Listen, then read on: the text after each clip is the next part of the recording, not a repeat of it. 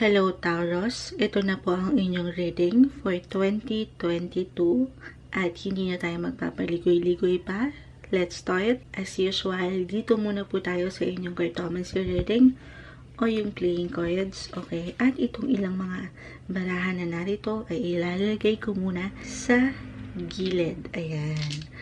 Pasensya na po kung may mga ingay tayong maririnig sa paligid. Okay, Taurus, cartomancy reading. Kapalaran horoscope, anong maiwan nating exact message para sa mga Taurus, mensaheng gabay para sa mga taong ito for 2022.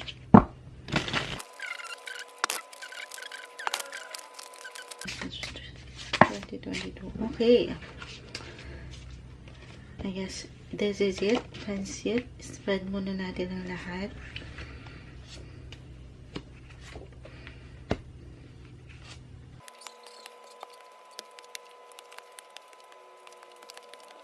Okay, Taurus. At the center of your coin with the Ace of Hearts, napakaganda nito. Katabing-katabi pa nito yung Ten of Hearts. So, magiging mataba. Mataba yung inyong mga puso. Okay? Maaaring ito ay new connections, mapa-business partnership, or people around you, new friendship, ganyan. New romantic relationships, especially for singles. Kung kayo man ay nasa isang relasyon na, maaaring ito ay isang indikasyon na lalalim yung inyong pagsasama this year. Okay, na sobrang nakarelate sa astrology. Magsashare lang ako ng ilang info doon kasi nakita ko na yung connections. Mas magiging connected kayo sa ilang tao sa inyong paligid. Okay, planet Jupiter will be in Pisces. That will transit your 11th house of friendship, social groups, social awareness, clubs, associations, networking, humanitarian, o yung iyong pagiging makatao. Sabi ko nga, magiging busog, okay? Magiging busog at mataba ang iyong puso this year 2022. Dito rin pumapasok yung iyong hopes and wishes, yung mga hangarin or pangarap mo. At ito ay malaki yung possibility na ma-achieve mo yung mga yun. Ano pa man ito? This year 2022 Taurus. At kung ikaw man ay isa sa ilang dumanas ng kagipitan nitong 2021, yung pakiramdam na parang kahit anong push ay wala ka pa ring makapitan, okay? Kasi nakikita ko na maaaring nag-struggle ang ilan sa inyo this year. Yun parang ulitin ko, kahit anong push mo, parang wala pa rin kasapatan. Well, Taurus, 2022 is the year to take back your power. Gamitin mo sana itong power or lakas na ito mentally, physically, financially, gaano man kalaki o kaliit yung available resources na meron ka ngayon. Okay? The Ace of, kita mo, nag-highlight dito, the Ace of Hearts and the Ace of Spades. Makibabaw sana. Nakikita ko naman mangingibabaw yung kabutihan sa iyong puso. Alagaan mo yung sarili mo kasi maaaring isa rin itong indikasyon kaya lumabas na medyo nawawala ng balance doon sa sektor ng pangkalusugan or sa relasyon. Mas nakikita ko kasi magiging socially inclined ang ilan sa inyo this coming year. Kasi mas magkakaroon kayo ng koneksyon doon sa mga tao na alam nyong makakatulong sa inyong growth. Okay? Pero magkaroon ng balance kasi baka nakakalimutan yung inyong sariling pakiramdam, especially physically. Okay? Or, isang indikasyon nito ay merong magtatapos, pero again, merong mga magtatapos na ano daw, may magtatapos, meron akong isang tao. Ayan, ang ingay. Merong magtatapos na relasyon or connection, possible yon kasi katabing-katabi mo yung sign na merong mag-i-end na relationship, pwedeng ganon, merong kailangan mag-let go kasi yung isa medyo nako-confuse or mako-confuse sa inyong situation, kaya iiwas siya. Okay? Pero sana hindi yun maging malalim or laliman pa yung connection na yun. Kung kailangan i-let go na ang isang bagay, ang isang tao, gawin, ano yun, sumabay tayo. Huwag natin pilitin yung isang pakiramdam na alam mong walang pagbabalance. Okay? Mag-focus ka doon sa iyong personal growth, especially the first few months of 2022, kasi for some of you ay medyo hindi agad-agad maramdaman na parang may kaluwagan na. Again, ito ay mag-reflect mentally, physically, financially para sa inyo, Taurus. Kayo na po bahala kung saan kayo higit na alam yung magsuswak sa inyong sitwasyon. Again, in regards astrology, meron tayong ilang planets in retrograde nitong nakaraang taon. Etong taon na to, 2021 pa lang tayo. Kaya parang ang ilan sa inyo kasi, especially sa nakarelate at nag-reflect yung naiwan kong mensahe na medyo nagkaroon ng kagipitan ngayong taon. Kasi nga, meron tayong ilang planeta na naka-retrograde starting pa lang this year.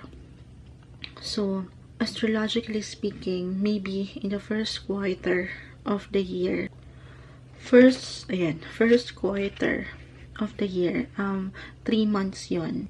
May iwan ko na hindi yun yung best time na bumuo kayo ng big or major decision. January to March, ganyan. Again, binabase ko yun astrologically speaking, guys. Alternatively, or bilang kahalili doon kung umayon kayo at hindi mo na kayo magpapasugod-sugod sa anumang desisyon or ihain sa iyo ng universe na proyekto or isang kontrata.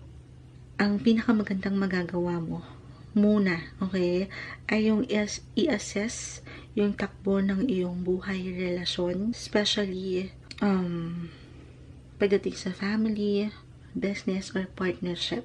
Okay? Ayun lang naman yung pinaka nag-highlight dito sa inyong cartomancy, Taurus, about sa new connections, new love, friendship.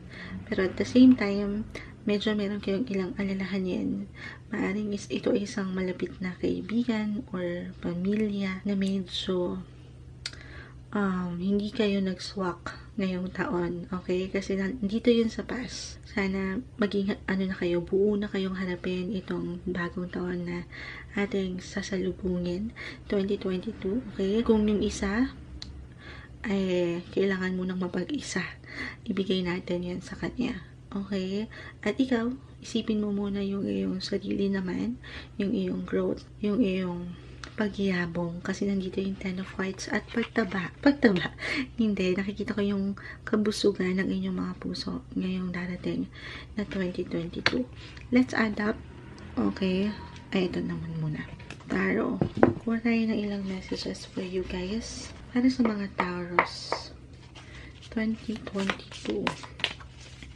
Ayan, meron na agad King of Wands, The Hangman, Taurus. Anong message na iiwan natin para sa kanila? Okay. Taurus 2022. Okay, may ilang cards na dito.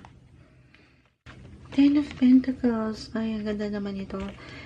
Ten of Pentacles, the Ten of Hearts. Narito. So, financially, mentally, magiging busog kayo. Sabi ko na nga, ang ganda nun.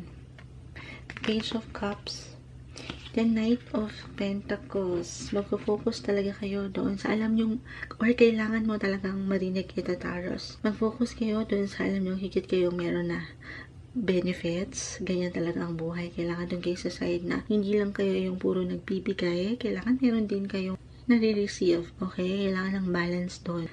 Kasi magiging puno kayo ng love financially. Ayan. And sabi ko nga, pagdating sa relationship, merong pagyabong. Ayan, this year, 2022, Taurus, kung medyo na-overwhelm ang ilan sa inyo, sa ilang ganap nitong 2021, kagaya na aking na-mention sa inyong cartomancy reading, kung saan, para sa ilan, physically, may naramdaman. Okay, kasi narito yung Ace of Spades. Hindi masyadong naging okay yung kalusugan, or merong nagtapos na relasyon, meron kayong kailangan ng i-let go. Possible, okay, possible na maramdaman o maisip nyo na sadyang may ilang bagay o sitwasyon sa buhay na wala tayong control. Okay, the Knight of Cups is here. ngayong 2022, higit nyo nang poprotektahan yung inyong mga puso. Okay, this one is in reverse kasi ibig sabihin may pagprotekta at maaring ma-realize nyo na why not ibaling ko na lang yung attention ko ng higit sa isang sektor ng relasyon, gaya ng ilang mga malapit na kaibigan, ganyan, or pamilya mo, kung saan ay tanggap o alam yung kayo ay makapag-move forward ng matiwasay o para sa ilan ay makakalimot kahit paano sa ilang isipin o bigat ng buhay. Okay? Para mas higit nyo ng kailangan mong marinig kaya lumabas ito na protektahan yung inyong mga sarili, Taurus. Totoo naman yun na sa huli walang higit na makakatulong sa atin kundi ang ating mga sarili. At Taurus, tanging ikaw lang ang nakakaalam yan sa iyong sarili. When enough is enough with the Hangman, okay, find other things or ways na alam mong makakatulong sa'yo, especially kung nakarelate ka sa ilang bigat na ito emotionally or financially. Pero the Knight and the King of Wands, mas magiging independent kayo this coming year.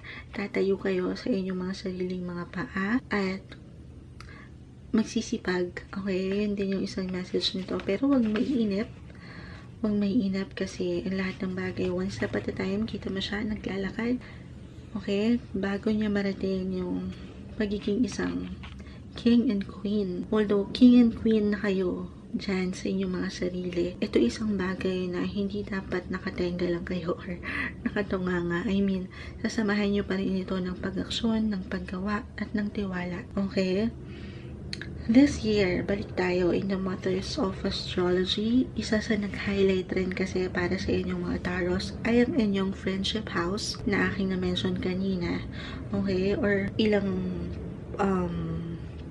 malalapit sa buhay na matagal nyo nang kilala. Pwedeng ganon. So, maaaring isa ito sa sektor na maaaring makatulong sa'yo para makapag-cope up or makayanan ang ilang mabibigat na dalahin or kahit paano, again, ay makalimot ka sa ilang hindi okay sa pakiramdam. Sobrang nag-highlight sa inyong center, sa iyong cartomancy, the Page of Cups, the Ace of Hearts, the Three of Hearts, although this represents third wheel, third party situation para sa ilan, okay? Pero kung aking i-relate along with your other cards, mas nagbigay diin yung connection sa ilang taong higit, okay? Tanging ikaw yan, Taurus, makakaalam yan. Yung higit na alam mong totoo sa'yo. Dito pumapasok yung mga cousins, siblings, at pati na rin again sa yung friendship sector.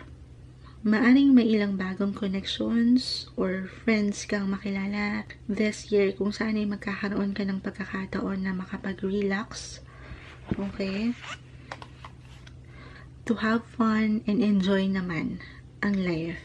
Mga taong may parehong takbo ng isipan, paniniwala, o pinagdadaanan as you, Taurus. Kasi Three of Hearts, dito rin mapasok yung communication, kung paano kayo mag-usap, napakagaan lang, or mag-share kayo ng ideas, kung saan ay susuportahan nyo ang bawat isa. Dapat merong balance at doon ka lang magstay. Again, sa alam mong nabibigyan ka rin ng something at hindi lang ikaw at ikaw ang nagbibigay. Okay? Pero para sa ilan, itong possible na tao o mga taong ito ay siyang magiging daan para mas lumalim yung iyong connection sa iyong faith. Okay? Maging ano pa man ito. The Hangman is in here. This may be an indication na it's time to check your relationship with God. Okay? Mag-pause, mag-reflect. No matter what or which religion you practice, Taurus, yung iyong spiritual journey. The Page of Cups narito. Dito rin yung pumapasok, the King of Wands. Kasi yan yung pinaka-powerful way para makamit mo yung peace and healing sa iyong life. Okay, let's add up para sa inyong mga Taurus year 2022. Okay. Add up pa tayo dyan. Okay. Okay, meron yung sumama dito. Spread natin isa-isa. The Queen of Fire, the King of Wands. Kaya talaga yung mga King and Queen ng inyong mga life this year, 2022. Masigit kayo magiging independent at powerful. Okay? Energetic sa paggawa. Mas magpo-focus kayo doon. At tiwala. Manghingibabaw yan. Dapat niyong marinig na panatilihin yung sapat na confidence sa inyong mga sarili na magagawa niyo kung ano yung mga nais nyo simulan at makakakita kayo ng resulta. Magandang resulta. I-claim na natin yan. Okay? The 7 of Cups is in reverse. 7 of Earth. Okay? The Star is in reverse. Kaka-mention lang natin yung faith. Faith sa iyong sarili.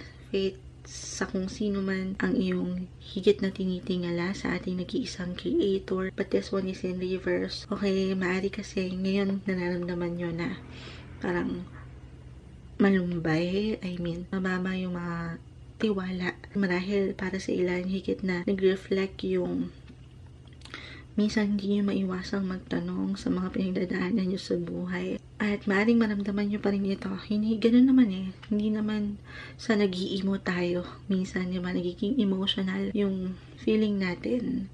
Pero, huwag sana kayong pangibabawa nun. Dahil, nakikita ko na may mga oportunidad, meron kayong mga idea na gustong gawin, mga simulain sa buhay.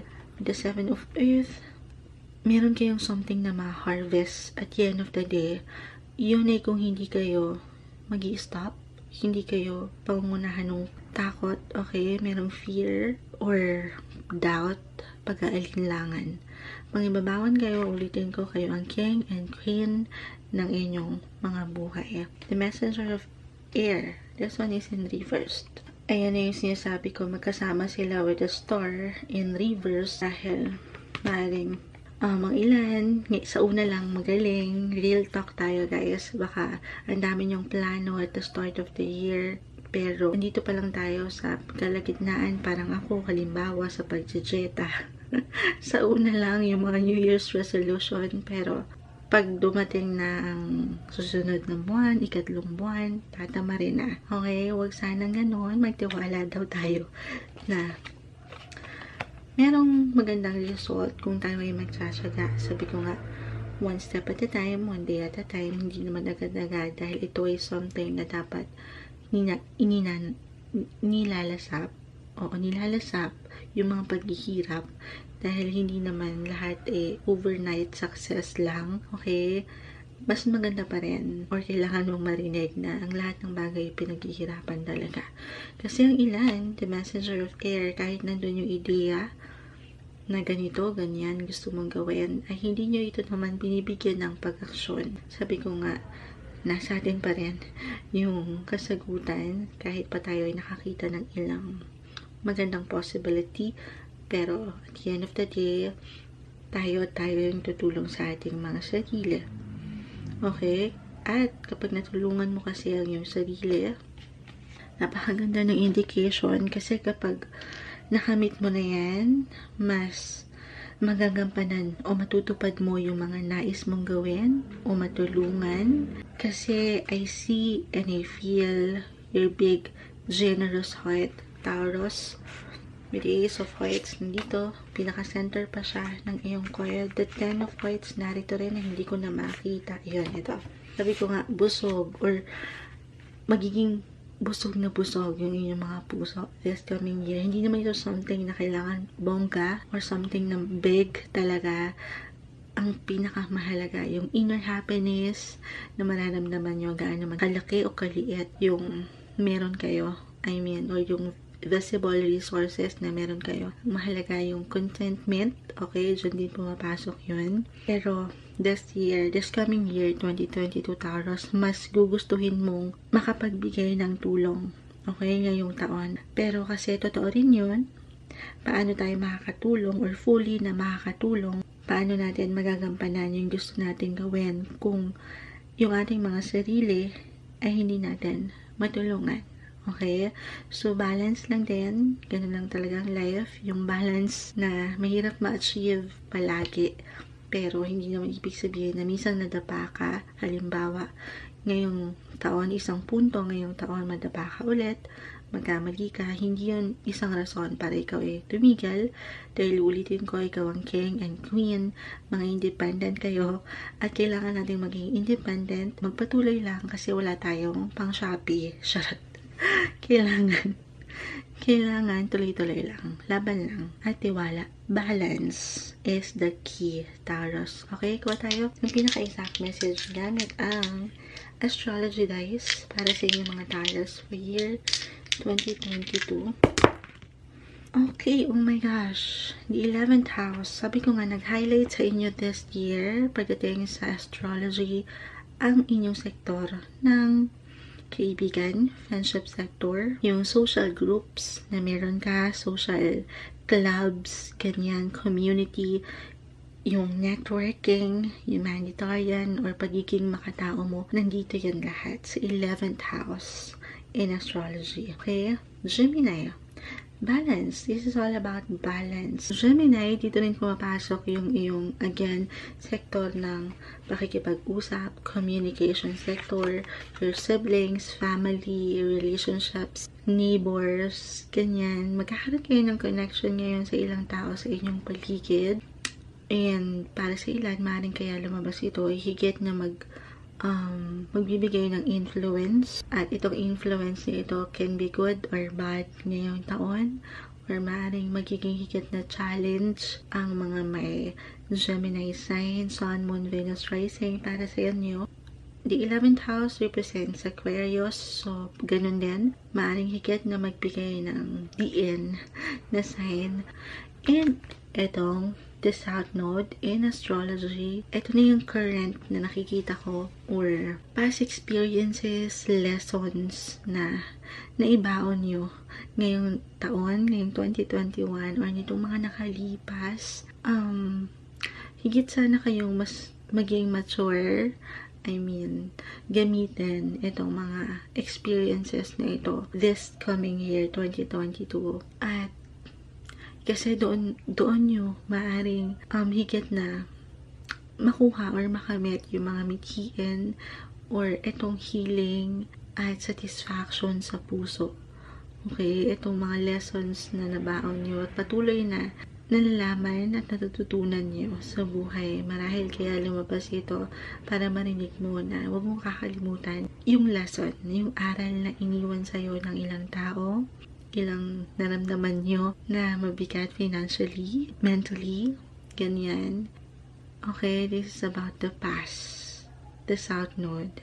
Kailangan tanggapin na lang kung ano yung mga nangyari noon, at pag ibabawan kayo, sabi ko nga, tumingin kayo dito sa center ng inyong baraha sa cartomancy kasi naroon yung inyong puso, yung kaligayahan. Move on na lang tayo para tayo ay makapag-move forward doon sa higit na alam yung meron kayong something na magigain or ma-attain, at hindi dito sa sitwasyon na wala, stress lang. Alam ko nakuha nyo ako doon, Taurus. Kuha tayo ng ilang advice na narito kong oracle cards para sa inyo. Okay, ang dami lang. Kuha lang tayo ng pinaka-exact message pa. Ayan. Ano pa tayo? Okay. Sasabay ko na ito, Moonology deck. Kuha tayo ng pinaka-exact message para sa mga Taurus here. Okay. I guess that's enough. New beginnings. Purification. Okay. New moon promise. At a time for healing. Oh my gosh. Kaka-mention lang natin yung word na healing. This year, dadaan kayo sa proseso ng pag-heal, at yung ilang na-mention ko na sektor, gaya ng kaibigan, malalapit na tao, na alam yung totoo, at meron kayong something na magiging, merong balance, merong pagbibigayan, merong equal na pagtanggap respeto at pagbibigay, doon nyo higit na bigyan ng tuon o yung focus nyo at atensyon. Ibigay nyo doon. At huwag dito na alam yung lalo na kayong malulugmok. Okay? Sila yung makakatulong sa inyo para dito sa patuloy na healing or paghilom ng ilang sugat. Okay? Kasi unti-unti yan. Yung healing naman ay isang proseso na hindi dapat natin minamadali. Okay? Pero makakatulong again yung ilang sector na aking na-mention kanina. A time for healing. Promise. So, maaaring para sa ilan sa inyo, especially sa mga ayan, may umaaching po kung narinig nyo. Pero, merong pagpapangako. Merong mga ganap na sa akin nakikita dito. Merong mag-iwan ng bagong pangako sa inyo about sa love. Okay? Well, regardless naman if you're in a relationship or single, maaaring ito ay bagong tao. Sabi ko nga kanina, at the center of your card, maraming positive possibilities ito. New connections, new romantic relationship, love interest, or meron kayong mga bagong simulain sa puso. Okay? May mga bago kayong mindset dyan at realizations. New friendship, connections, napakalawak rin po niyan. Pero this also represents new beginnings. Okay? May bagong simulain para sa'yo na kung saan ay magiging purification. Bukod sa daraan kayo sa pag-heal, merong paglilinis with the rain, purification. Purifying your mind, body, and spirit. Taurus, maaaring ang ilan ay dumaan sa bagong lifestyle. Physically, halimbawa sa na-mention ko kanina, merong magda-diet, magbabawas ng timbang, or higit na magpapalakas ng katawan. Ibabaling nyo rin doon, okay? Ito rin yung isang nakikita kong mensahe para sa inyo. Doon sa meron kayong growth, physically, sa inyong isipan, masigit niyong bigyan ng kasi pag nag-exercise tayo, ganyan, pag nag-yoga ang ilan, di ba? Mas nagiging focus yung inyong mga isip at alam nyo, okay, matutulungan kayo nito. Makakatulong daw ang pag-ehersisyo. Ayan, message ata kay Moonchild ito, pero makakatulong yung pagbibigay ng atensyon doon sa inyong mga self-love. Taurus, isa pang halimbawa yung pag-detox ng inyong mga katawan, ganyan, malaking bagay yun. At syempre pa, punuin nyo ng tubig. Porque train pero punuin nyo ng tubig ang inyong mga timba. Charot. Yung timba ng inyong puso. Okay? At paligiran nyo ng mga taong alam yung higit na totoo. Alam ko pa ulit-ulit ako pero sobrang naging relate yung mga ilang mensahe na narito para sa inyo. Surround yourself with your family, friends, o personal na relasyon na alam nyong totoo, na naroon yung inyong puso. This also indicates true love. So, para sa ilan, this can be love. This year, love, and love. Okay? At wag nang bigyan ng focus pa yung stress. Magandang taon ito para kayo ay tuluyan ng mag-heal from the past or kahit itong ilang ganap lately with the South Node in astrology. Isang indikasyon na it's time to move on so you can move forward ng matiwasay, Taurus. Okay, so ayun, I guess ayun na yung kabuuan ng ating reading for you, Taurus. Hanggang dito na lang muna. Okay, sana kung ano man itong ilang messages nating nakuha mula sa iyong baraha ay pawang maging gabay lamang po. Thank you so much for watching and I hope to see you on my next one.